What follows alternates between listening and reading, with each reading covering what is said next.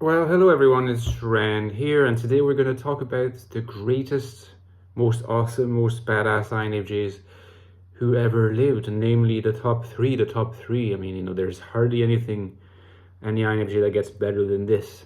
Of course, this ranking is going to be a reflection of my private personal biases or personal preferences, and might even be subject to evolution on my own part. But I felt like doing something a little lighter today. So let's, if you're interested to know what these three very eminent individuals are, stick around.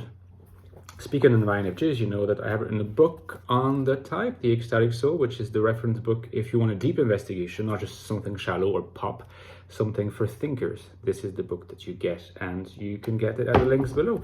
I've also written a novel.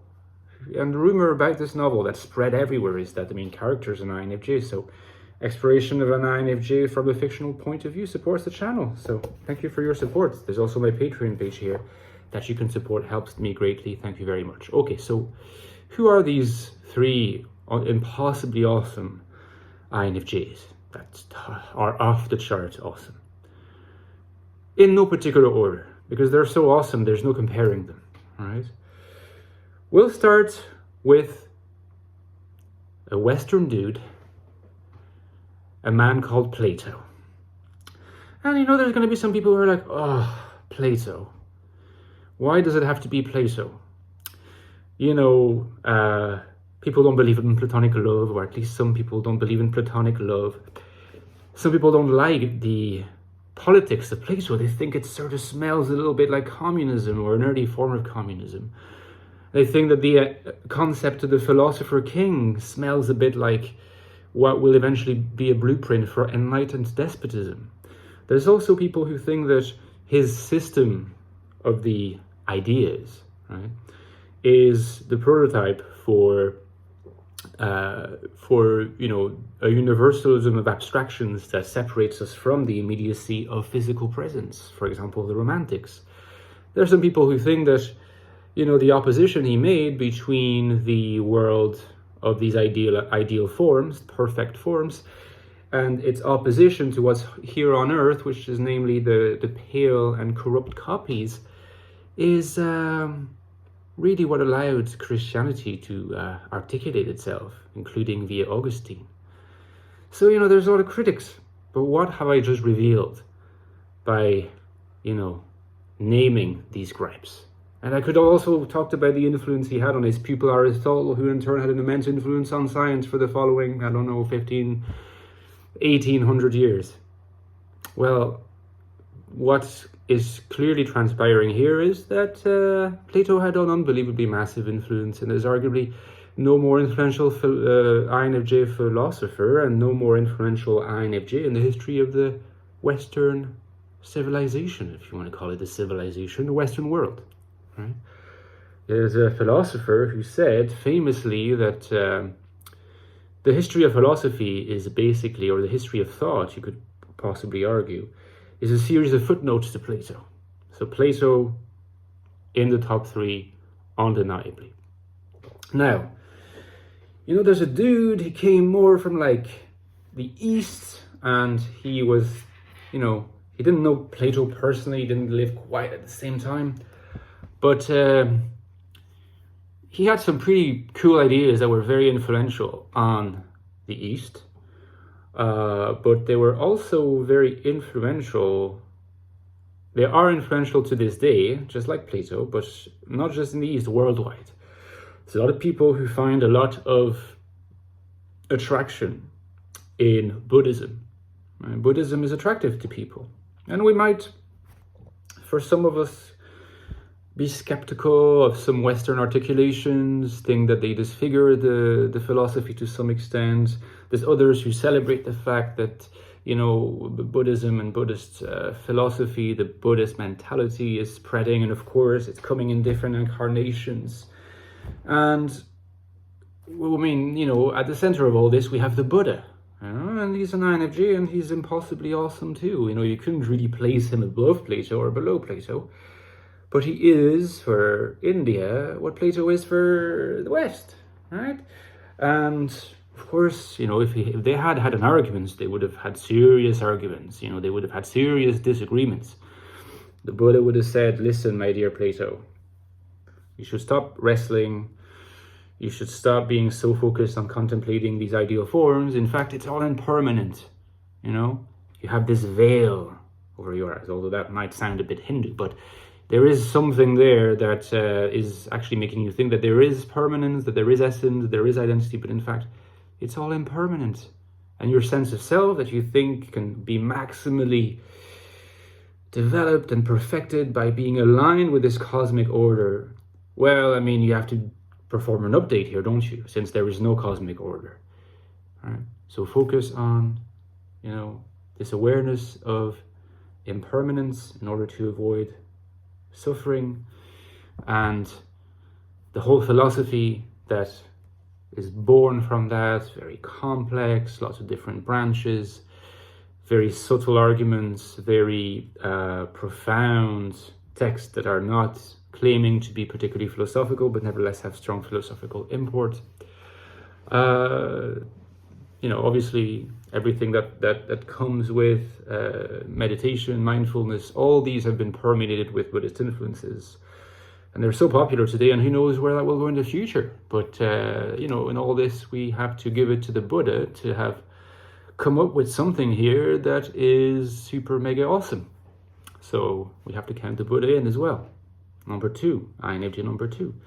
Number 3. And I can sense that there's going to be some among you who are going to be desperately hoping for the name Jesus. But it's not Jesus.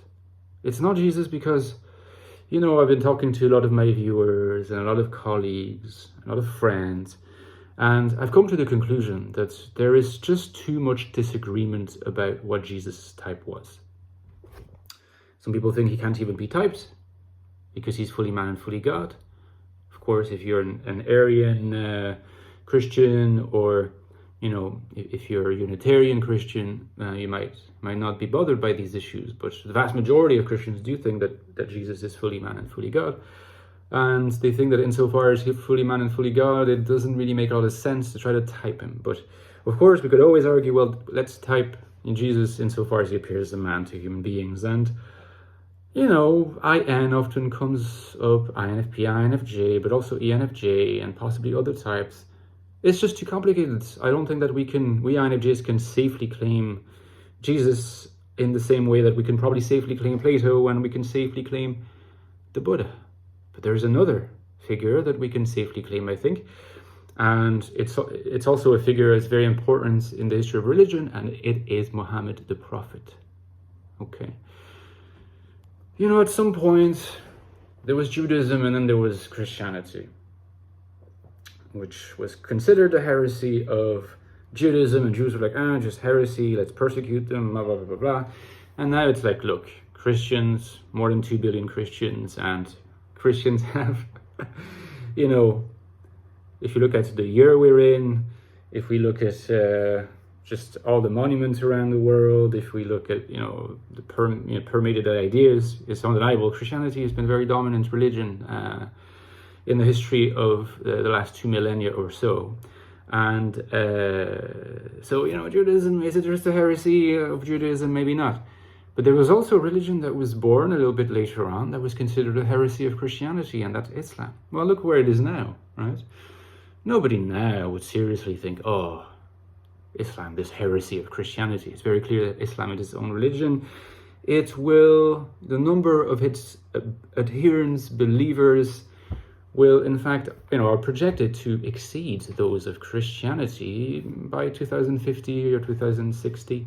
Currently Christianity is about 2.1 billion, Islam is about 1.8 billion, but it grows faster.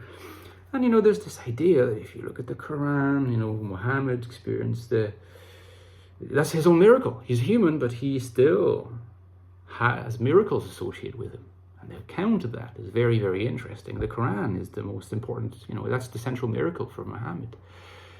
And there's no denying that the narrative in the Quran is very profound. It makes a lot of sense. It purifies a lot of what we considered inconsistencies in the Christian narrative.